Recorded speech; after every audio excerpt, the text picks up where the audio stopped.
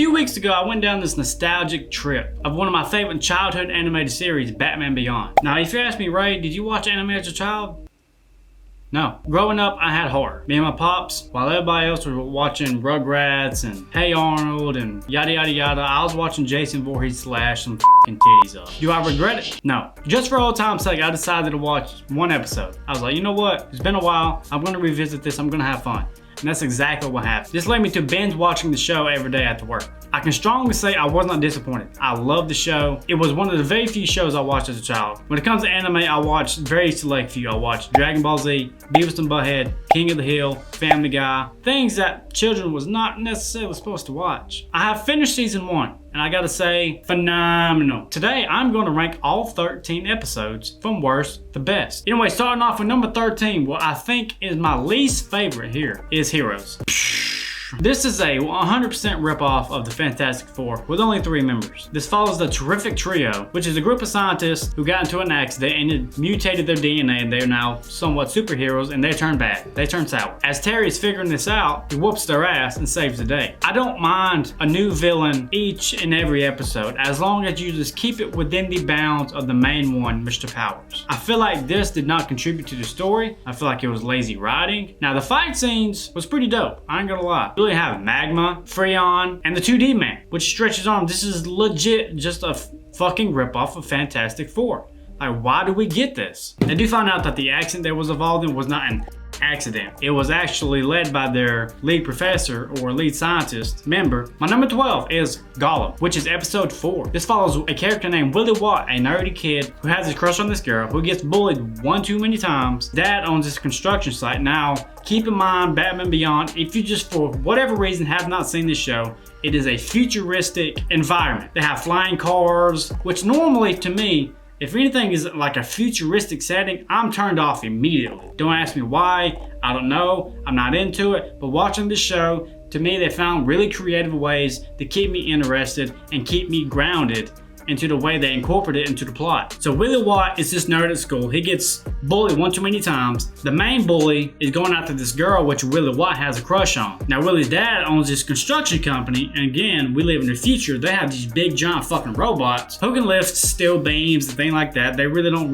do cranes anymore. They have these giant ass robots who move the heavy loads for you. So Willie gets this fine idea to go after the bully who keeps stealing this fucking girl that he loves, who won't give him the time of day. He goes on this chaotic, stupid crime spree. For one, his first attack is in the mall. He tries to kill this bully with his fucking car because the bully really cares about his fucking car. But Terry, Batman, comes save today. Now he gets so drawn into it that the electrical somehow surges into his mind. Now he can control the robots mentally. I just feel like this is one of the ones that didn't appeal to me because of one, you had me going in the first half of Willie Watt. I can always go with a good bully story. I don't mind that. It seems like a really lack of creative writing here. The character Willie Watt himself and his turn to be villainous wasn't really enough for me to put it higher on my list. It seems padded, and it's definitely one of my least favorite. Coming at number 11, we have episode number 3, Blackout. I really had to go back and forth because this was going to be my number 13. This was going to come dead fucking last. But there's one, and I mean one, fucking redeeming quality about this, which takes place in another episode. Just hear me out. Blackout introduces this character that just does not do it for me. The character Ink. She's a female working for Powers. Spoiler alert, Powers is the main bad guy, the main villain in this. And she has some kind of genetic mutation where she can turn into ink, and sometimes she can transform herself into like these different shapes, and she can hide in the shadows and she can fuse herself into it, which the concept is really cool. I found that when she was working with Powers, I was like, cool, okay, Powers have got a sidekick now. I can run with that, sure. Thing is, when Terry comes along and they're doing these fight scenes, to me, it seems like this is so unrealistic, and the character of Ink to me seems so bland. There was no character development. But what she is, she's basically a shape-shifting mercenary that works for Powers. She's ordered to destroy this company called Foxteca, which is a company founded by Lucius Fox's son. Once again, Terry comes in, he investigates, finds out what happened, he saves the day. Now, this being episode 3, keep in mind, episodes 1 and 2,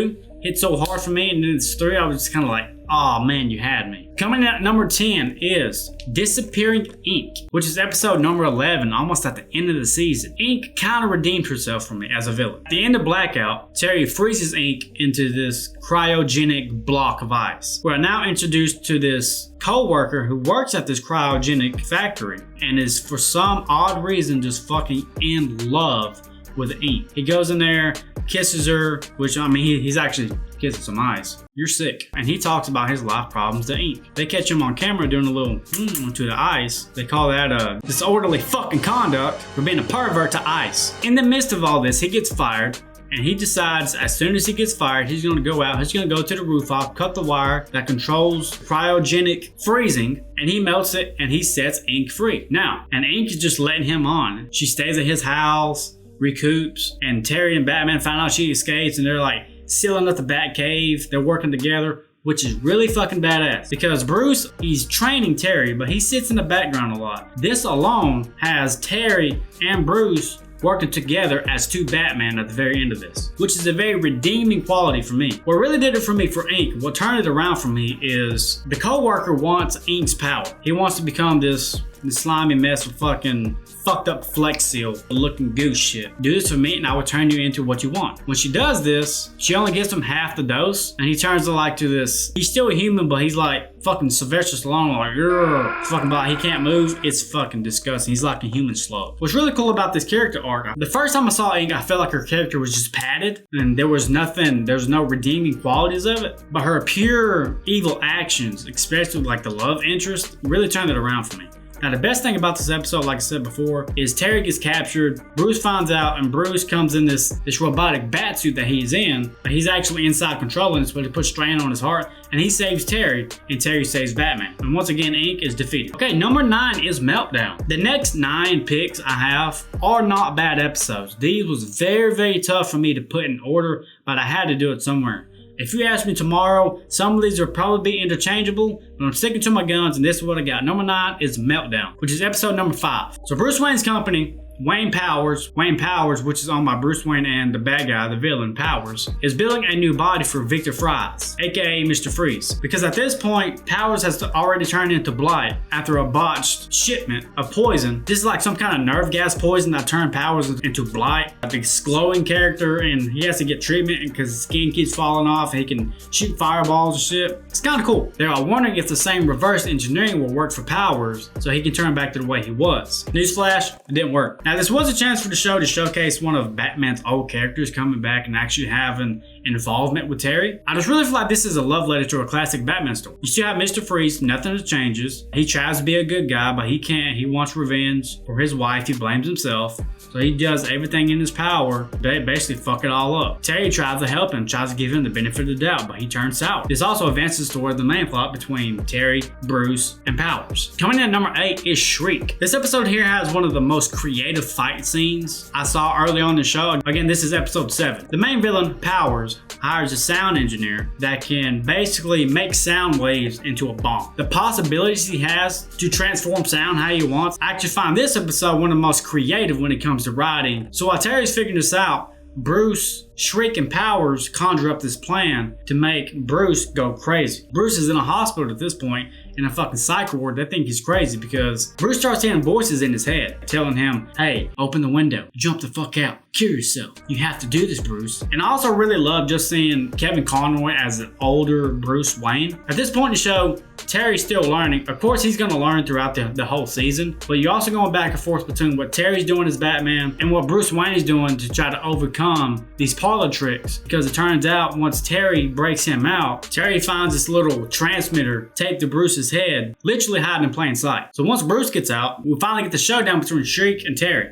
aka Batman. To me, this is one of the most interesting fight scenes in the whole season. There's one point he literally silences the whole room. Terry can't hear anything, but Shriek can, and he uses that to his advantage. Terry conjures up this brilliant idea of turning all the fucking factory machine on, because they're like in this fucking factory. He turns all the equipment on, and it's so loud, it permanently makes Shriek deaf. This is an amazing episode. Coming at number 7 is Spellbound, which is episode number 10. This introduces a new villain named Spellbound. His ability is he can make you hallucinate and daydream, all while still doing his dirty deeds. Terry is daydreaming that he is at this supermarket game show. Well, he's just grabbing thing off the shelf into the buggy, and he's going to take it home with him. He's in Wayne Manor, stealing all the valuables. This is a periodic thing throughout the show. There's one guy stealing these really valuable dresses, or he's hallucinating about being in the army. So while he's thinking he's holding his best friend in the army back in Vietnam or some shit, he's actually just holding a fucking mannequin with a dress.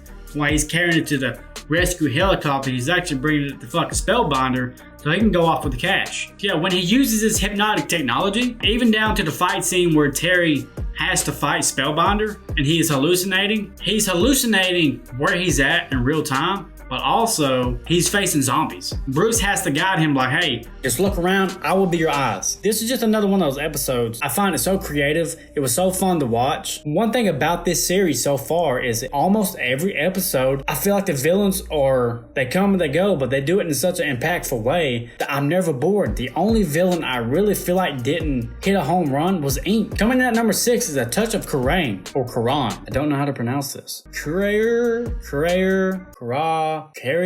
badass assassin that is after the DA. Sam Young, husband of, guess what? Commissioner Barbara Gordon. And what's really cool about this is she is sprinkled throughout some of the previous episodes. First time she is really introduced, Terry and Bruce is in the Batcave and she sneaks up on him. And Terry's like, oh my God, what do we do? And then he finds out, hey, you used to be Batgirl? Karay's just mopping the fucking floor with these guards and all that. She's basically unstoppable. What I like about this the most is not only do you have a really good villain this episode, you also have some really good backstory about when Barbara explains to Terry, hey, yes, I used to be Batgirl. I hung it up because I got shot. And she is constantly trying to convince him, hey, leave this life. It's not worth it. Of course, Terry's not going to listen. They set this trap up for Carrera. They have this really high intensity chase at first, and then they have this really high intensity fucking fight. Barbara actually taps into some of her old really spicy get up Batgirl, starts throwing fucking batarangs, and they win the fight. Now the bad thing about the villain is if you fail your mission, you become the target. At the end of the episode, they're running. I really thought this was a cool approach between Terry, Bruce, and again, to sprinkle a little bit of classic Batman characters that you love to see. Okay, number 5 is the season finale, Ascension. There's good things about this and the bad things about this. Regardless, obviously to me, this being number 5 out of 13, this is still a pretty good damn episode. So at this point, Powers is so far gone as Blight. His skin's cracking. He cannot control his anger. They're at this fucking board meeting. Bruce Wayne is there attending the board meeting. Terry's outside keeping watch because they know Powers is not a good guy. At this point, they don't know that Powers is Blight. Powers turns to his son to take his spot while he is going to take a health leave. But some pissed off workers barge in the door. And again, once Powers gets angry, he gets fucking angry. He gets so angry in this fucking board meeting that his fucking skin flies off and he starts shooting bombs everywhere. And that's where Terry and Bruce realize, hey, oh my God, Powers is fucking Blight. And he goes off the radar for a while. One good thing I did not see coming, the son is hellbound on helping Terry and Bruce to take his father down. What I really love about this episode, Terry finally gets his redemption somewhat. This is personal between Terry and Powers. Spoiler alert, Powers had Terry's father killed because he was uncovering some very illegal activity within the company. The build up to the fight is almost non-existent. They find Powers in the submarine, and that's it. I mean, there's really no chase scene. There is a fight scene, but even the fight scene is not really a fight scene. What happens is they set a trap. Terry, Powers' son, had conjured up this plan to trap him. Now, Blight, which is Powers, does get trapped, but in another twist, what Powers' son wants to do is kill him. Yes, the son wants to kill his father Powers. I guess greed runs in the fucking family, and he wants all the power. And he feels like as long as his father is around, he will not have that power, whether it be business, life, or nothing. So he's gonna seize this opportunity to take what he wants. Of course, Terry did not agree to this, and he tries his best to stop what's happening. Of course, Blight gets free, and he gets so fucking angry, he goes Hulk smash, and he starts throwing fucking Goku and fucking Vegeta, throwing fucking fireballs over here, fireballs over there, and he sinks the fucking submarine. He goes down with it. It's later stated in the episode that Blight's body was never found, so he's probably somewhere out there. Because the last thing you see is Terry talking to the son, which escaped, by the way, talking to the son, which escaped, to say, you just made a very bad enemy. What are you gonna do? Testify against me in a mask? And he's like, I'm not talking about me. And that's insinuating intimating that he is talking about his father. Again, it's still a very good episode. I just feel like the personal battle between Terry and Powers should have been so much more. It should have been so much amplified. There should have been more intensity there. Terry actually does do this cat and mouse game with Powers at first, and that's when it's unveiled like, hey, the son's involved and all of that. Okay, coming in at number 4, we have The Winning Edge, which is episode number 9. In this futuristic setting, evidently nothing has changed because these fucking teenagers are still doing drugs. They have what's called slappers, which contains a steroid named Venom, which is evidently deprived of Bane. Half of the episode leads you to believe that Bane is going to be back and he's providing these fucking kids with fucking drugs. But what I also love about this episode is it gives you some dynamic between Terry's personal life. You see Terry at home with his mother and his little kid and his girlfriend Dana. What I like about this episode in particular is it's really school-based around Terry. It gives you this story, like they're watching a hockey game, the main jock is slapping these on, he's tired of losing the game, and he just fucking goes, Hulkamania, brother. It really takes a break from Terry has been doing as Batman and training and all that, and it really focuses and dumbs down to Terry's personal life, like him in school, with his girlfriend Dana, what he's doing in school, the family issues. I didn't want to stray away from that because I feel like that is so crucial to Terry's character development, not only as becoming Batman, but finding out who he really is and what he wants to do, how he's going to grieve since his father died, and how he's going to avenge, and how he's going to take on the role of Batman and basically become Bruce Wayne's protege, because Batman's doing the same thing because his parents got murdered. He's just seeking revenge on his fucking criminals, make sure it's never happened to nobody else. Terry's going to do the same thing. But yeah, this episode is pretty cut and dry. Terry finds out where the drugs are coming from. It is not from Bane. We do get to see Bane. Bane is basically almost fucking comatose. Like he's old as fuck, fucking skinny, he's frail, and turns out the guy taking care of Bane is actually supplying the coach and the players with these fucking slappers. There's a pretty cool fight scene with the guy taking care of Bane, which is named Chappelle. He fucking roids up and he's kicking Terry's ass. In Terry's mind, you know what? The only way to beat you is to pump you full of more fucking steroid. He goes Hulkamania 3000 on their ass and the building's fucking collapsing. He gets killed by debris. Yes, I know this is number 4, but 1 and 2 I combined, not only because they run highly in conjunction with each other, because they're also labeled part 1 and part 2. So technically, yes, this is number 3, Dead Man's Hand, which is episode number 8. This episode really builds upon Terry's personal life as far as his relationship with his family and his girlfriend Dana. Like he's doing so much Batman stuff, Dana's like, you know what, this ain't working out. You ain't got time for me, I ain't got time for you. Terry's like, you know what, it's done.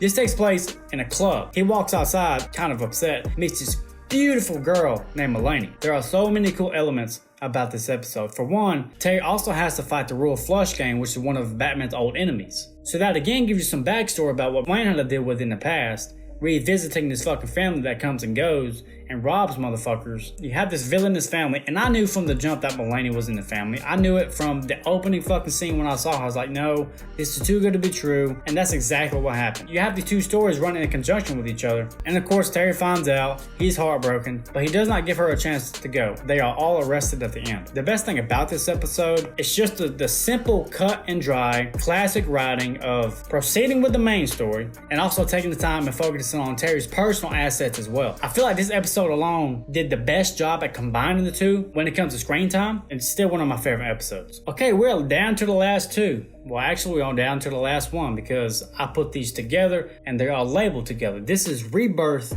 Part 1 and Part 2. Opening fucking pilot. I cannot say enough great things about this. I enjoyed this as a kid. I never got through like all the seasons, so I can't say where this is going or how I liked it, but I remember back in the day, I wasn't really into like the Batman animated series, which I have watched that a little bit recently and I do like it, but Batman Beyond was one of the few fucking superhero animated shows I watched. I really didn't get into Spider-Man, I didn't get into fucking Justice League or nothing like that.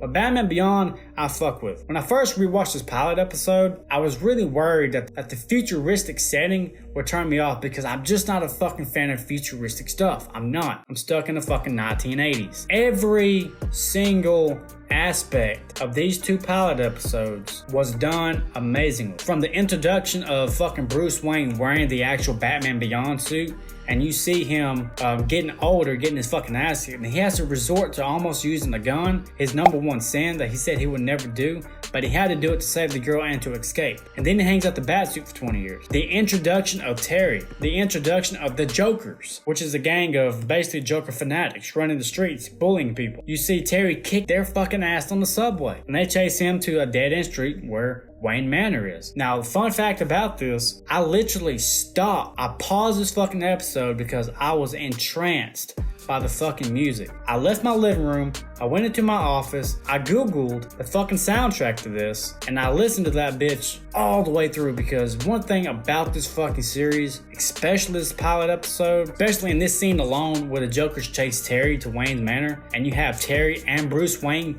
kicking their fucking ass, the music alone sets the scene. The way animations are drawn out, the dialogue, seeing Bruce Wayne back in action older with a cane, him with a dog. You finding out Terry's father was murdered by Powers because he uncovered some scandalous shit that they was doing. First dynamic between Bruce Wayne and Terry. The introduction to Powers, the main villain in this. Foul man, and he's secretly using the company's resources to build these fucking weapons. I am so glad I went back and rewatched these. The first two episodes really blew me away again. Like, it really did. I would recommend these to any fucking body. That is my ranking of all 13 episodes from season 1. I'm thinking about maybe reviewing all of these individually for maybe Patreon one day, or I might even just throw it up on the fucking YouTube channel. We really don't do anime stuff on the channel. We normally do like horror movie reviews and funny horror skits and music reviews and music reactions and whatnot like that. This was more of a guilty pleasure that I did. If you guys like this as well, I will be more than happy to go revisit this one more time. Of course, I'm going to watch season 2 and I'll probably rank those. I'll probably watch season 3. I'll probably rank those. I'll probably watch the movie, the Batman Beyond movie, and I'll probably review that for y'all. Thank you guys for watching. I really appreciate you spending some of your time with me today, and I hope to see you again. Until next time, adios.